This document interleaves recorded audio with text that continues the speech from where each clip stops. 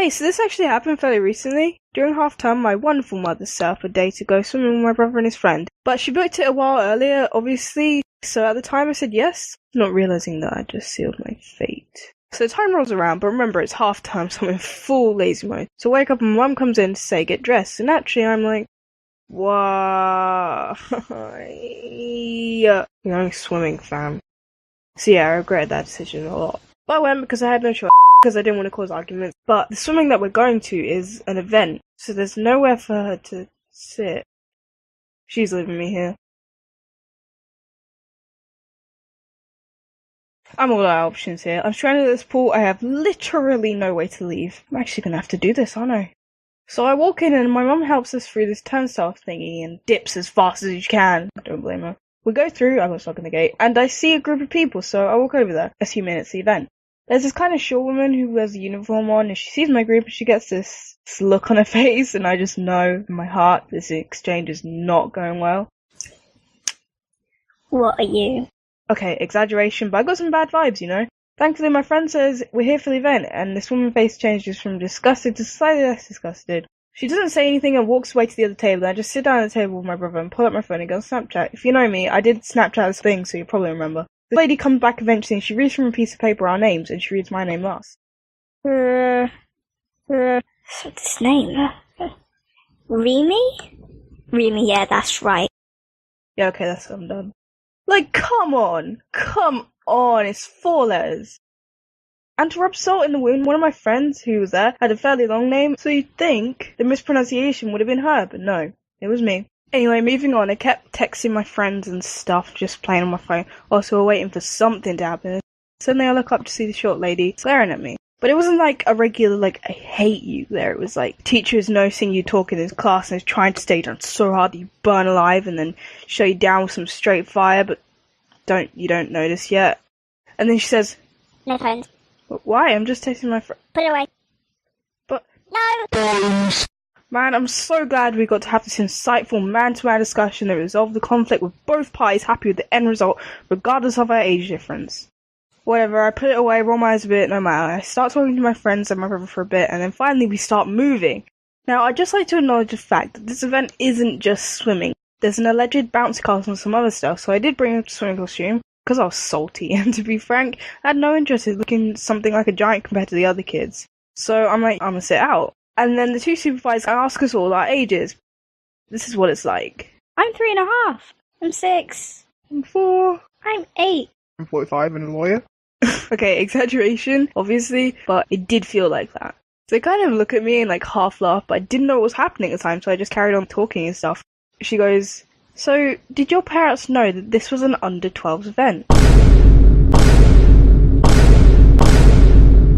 No, I don't think they were aware. And the not so short one goes, okay, so you're not swimming, do you have anything you can do? I said yes, I have my phone. So she's like, okay. You have to sit with us then. Okay, but I don't see why I can't just grab a chair and sit sort of... As I said so. I still did what I said I would do and just grabbed a chair and sat kind of near them, because if I sat at the table, it'd be kind of awkward, and I am already awkward enough, so I can't be dealing with that. So, once again, I am sat on my phone. So, like, I kind of sit there for a bit, and I just think, what is the actual point of me being here?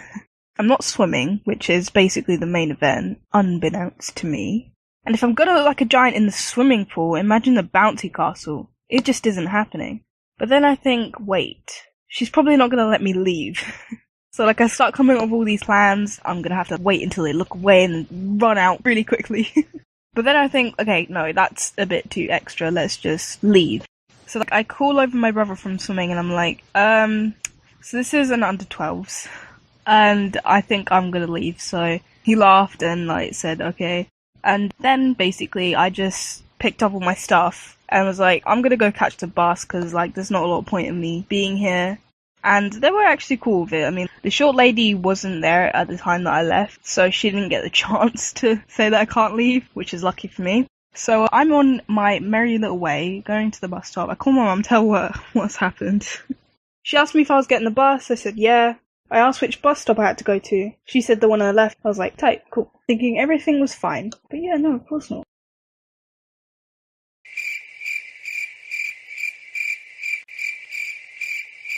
Okay, there's no buses. And I wait there for like 10 minutes and no buses came. So I'm like, okay, great. This is just amazing. I call my mum again and say, hey, there's no buses. And she's like, okay, are you at the right bus stop? And I realised all the buses that I could have potentially got on are going to the other bus stop, because there's a bus stop on each side of the road. I'm like, crap. So I cross over there, and there's not another bus for like another 10 minutes. I'm like, do you know what? I fully just can't be bothered. So even though it was possibly more time, I did end up just walking, I'm pretty sure like a mile, like just 1 mile. Yeah, there's one more thing. I actually just remembered this is not in my script. I was walking, and I came across this, like, what I thought was a pile of dead leaves. And I kind of stepped over it. And then, you know, like, out of the corner of your eye when you see something. And I'm like, oh, these leaves are moving. And I turn around, and they're not leaves. They're bees. What? What even? What? Full on, I nearly stepped in a bee's nest. This day is just going so good. So yeah, I got home safely, obviously. Otherwise, I wouldn't be able to make this because I'd be dead. So yeah, thanks for watching my first story time, and I will catch you in the next one. Peace.